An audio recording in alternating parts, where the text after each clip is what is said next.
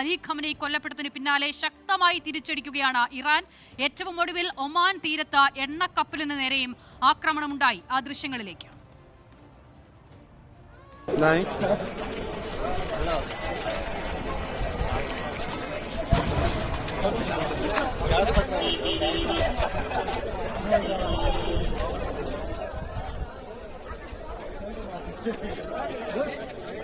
ആ ദൃശ്യങ്ങളാണ് ഇപ്പോൾ പ്രേക്ഷകർ കാണുന്നത്. ഇതോടൊപ്പം തന്നെ നേരത്തെ ദുഃഖം തുറമുഖത്ത് പാർപ്പിട സമുച്ചയത്തിലും ഡ്രോൺ ആക്രമണം റിപ്പോർട്ട് ചെയ്യുകയും ചെയ്തിരുന്നു. അങ്ങനെ വ്യാപകമായ തിരിച്ചടി ഇറാന്റെ ഭാഗത്തു നിന്ന് ഉണ്ടാകുന്നു. അമേരിക്കയുടെ ഇസ്രായേലിന്റെ എല്ലാ കേന്ദ്രങ്ങളെയും ലക്ഷ്യമിട്ടുകൊണ്ടുള്ള ആക്രമണം ഉണ്ടാകുന്നുണ്ട് എന്നുള്ളതാണ് ഏറ്റവും പ്രധാനപ്പെട്ട വിവരം. മുഹമ്മദ് റഹീസ് വിവരങ്ങൾ നൽകാൻ ചേരുകയാണ്. റഹീസ്, നമ്മൾ ആവർത്തിച്ചു പറഞ്ഞതുപോലെ ഇറാന്റെ സൗഹൃദ രാജ്യമായിരുന്ന ഒമാനെതിരെയുള്ള ആക്രമണമാണ്.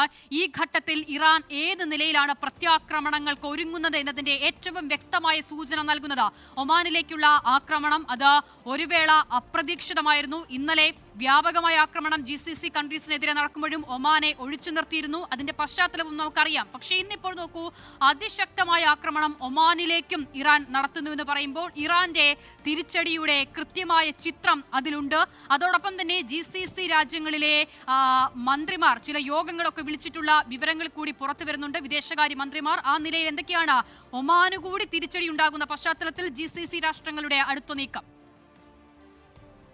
അർഷിത, ഒമാനെ ഇന്നലെ മാറ്റി നിർത്തിയപ്പോൾ നമ്മൾ പ്രതീക്ഷിച്ചിരുന്നത് ഒരു സൗഹൃദ രാഷ്ട്രം എന്നുള്ള രീതിയിൽ തങ്ങളുടെ കാര്യങ്ങളിൽ ഇടപെടാൻ ഒമാൻ തയ്യാറായിരിക്കും എന്നുകൂടി കരുതിയിട്ടുമാണ് ഇറാൻ ഇത്തരത്തിൽ ഒമാനെ മാറ്റി നിർത്തിയിരിക്കുന്നതെന്നാണ്. പക്ഷേ ഇന്ന് രാവിലെ അവരുടെ ഏറ്റവും പരമോന്നതനായ നേതാവിനെ അവർക്ക് നഷ്ടമായി. അതിന് പിന്നാലെയാണ് ഇറാൻ ഒമാനിലേക്ക് കൂടി അറ്റാക്ക് നടത്തിയിരിക്കുന്നത്. അത് 2 തുറമുഖങ്ങളെ കേന്ദ്രീകരിച്ചുകൊണ്ടുള്ള അറ്റാക്ക് കൂടിയാണ്.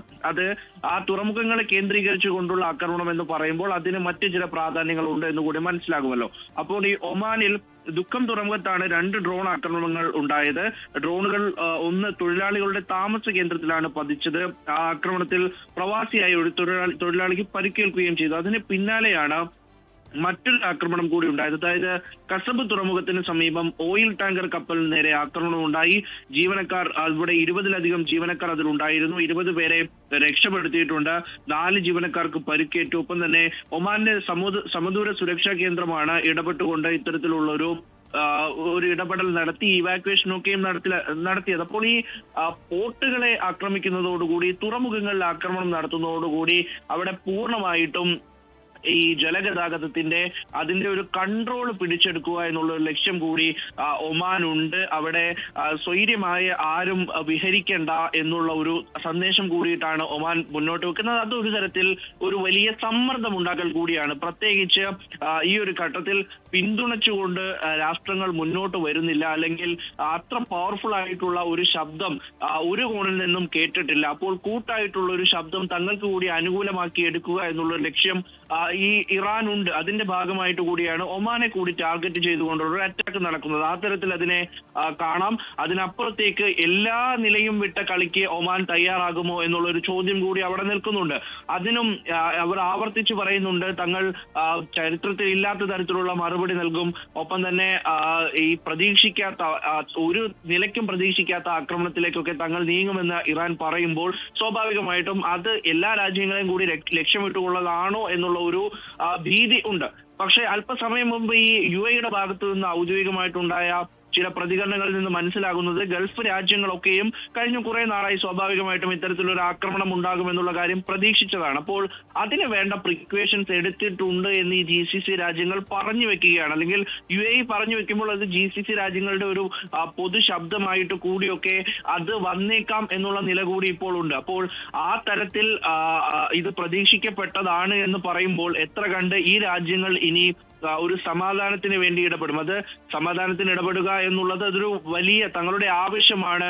യുദ്ധം അവസാനിപ്പിക്കണം എന്ന് അമേരിക്കയോടോ അല്ലെങ്കിൽ ഇസ്രായേലിനോടൊക്കെ ആവശ്യപ്പെടുന്ന നിലയിലേക്ക് GCC രാജ്യങ്ങൾ പോകുമോ എന്നുള്ളത് ഒരു ചോദ്യചിഹ്നമായി തന്നെ നിൽക്കുകയാണ്. കാരണം ആക്രമണം തുടങ്ങി ഏതാണ്ട് 24 മണിക്കൂറൊക്കെ പിന്നിട്ട് കഴിഞ്ഞു.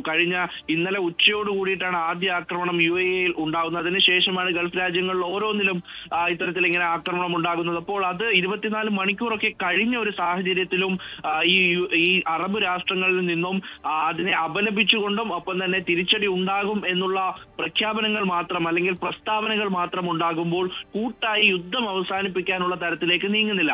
അതിനൊരു സമ്മർദ്ദം ഉണ്ടാക്കിയെടുക്കുക എന്നുള്ളത് ഇറാന്റെ ലക്ഷ്യം തന്നെയാണ്. ആ ലക്ഷ്യത്തിന് വേണ്ടിയിട്ടാണ് ഇറാൻ ഇപ്പോൾ പോരടിക്കുന്നത് എന്നതാണ് പ്രധാനമായിട്ടും പ്രതീക്ഷിക്കപ്പെടുന്നത്. അല്ലാതെ ഒമാനിന് നേരെ ഒരു ആക്രമണം ഉണ്ടാകാൻ സാധ്യതയില്ലാത്തതാണ് എന്നുള്ള വിലയിരുത്തൽ ഉണ്ടാകുന്നുണ്ട്. അപ്പോൾ ആ തരത്തിൽ കാര്യങ്ങൾ മുന്നോട്ട് പോകുന്നു. ഇന്ന് ദുബായിൽ 2 ആക്രമണം ഉണ്ടായിരുന്നു.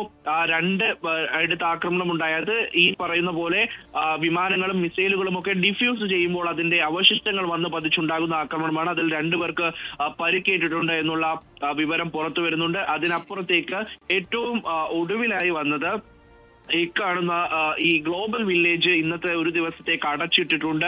അതൊരു പ്രിക്കോഷണറി മെഷറായി എടുത്തുകൊണ്ട് ഇന്ന് പ്രവേശനം ഉണ്ടാകില്ല എന്നുള്ളൊരു വിവരം പുറത്തു വന്നിട്ടുണ്ട്. അപ്പോൾ ഗ്ലോബൽ വില്ലേജിൽ ഇന്ന് പ്രവേശനം ഉണ്ടാകില്ല എന്നുള്ളതാണ് UAE സംബന്ധിച്ച് വരുന്നത്. മറിച്ച് കുവൈറ്റ് ആയാലും ഖത്തർ ആയാലും ഒക്കെ ബഹ്റൈൻ ആയാലും തങ്ങൾ ഒരു സീരീസ് ഓഫ് അറ്റാക്ക് കൂടി നേരിട്ട് കഴിഞ്ഞു എന്നുള്ളത് അവർ സ്ഥിരീകരിച്ചു പറയുകയാണ്. അതാണ് ഒടുവിൽ അവരിൽ നിന്ന് വരുന്ന ഒരു സ്ഥിരീകരണം. ഒരു സീരീസ് കൂടി തങ്ങൾ നേരിട്ട് കഴിഞ്ഞു, അതിനെ ഫലപ്രദമായി തങ്ങൾ പ്രതിരോധിച്ചു കഴിഞ്ഞു എന്ന് പറഞ്ഞു വെക്കുകയാണ്, ജനങ്ങൾക്ക് ആത്മവിശ്വാസം നൽകുകയാണ്.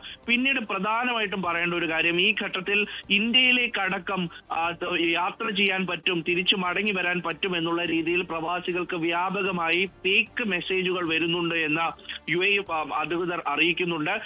ഫ്ലൈറ്റ് ചാർട്ടർ ചെയ്ത് ഇത്തരത്തിൽ ആളുകളെ നാട്ടിലേക്ക് എത്തിക്കും എന്നുള്ള തരത്തിൽ വ്യാജ മെസ്സേജുകൾ കൂടി വരുന്ന അത്തരത്തിലുള്ള ഒരു ഹീനകൃത്യം കൂടി നടന്നു വരുന്നു എന്ന് പറയേണ്ടി വരും. ആ നിലയ്ക്ക് കൂടി അതിനെ കൗണ്ടർ ചെയ്യാൻ കൂടി തങ്ങൾ തയ്യാറാണ് എന്ന് UAE ഒടുവിൽ അറിയിക്കുകയും ചെയ്തു. അപ്പോൾ പൊതുവിൽ നോക്കിക്കഴിഞ്ഞാൽ സമ്മർദ്ദമുണ്ടാക്കാനുള്ള തന്ത്രം തന്നെയാണ് നിലവിൽ ഇപ്പോഴും ഇറാൻ പയറ്റുന്നത് എന്ന വിലയിരുത്തലിൽ GCC രാജ്യങ്ങൾ നിൽക്കുന്നു. എന്തായാലും യോഗങ്ങളും ഈ പറയുന്ന സംസാരങ്ങളും ഒക്കെ അങ്ങോട്ടും ഇങ്ങോട്ടും ഇന്നലെ ഉച്ചയ്ക്ക് മുതൽ അല്ലെങ്കിൽ ഇന്നലെ വൈകിട്ട് മുതൽ കൃത്യമായി നടക്കുന്നുണ്ട്. പക്ഷെ ആത്യന്തികമായ ഒരു തീരുമാനം ഇതുവരെയും വന്നിട്ടില്ല. അസിത.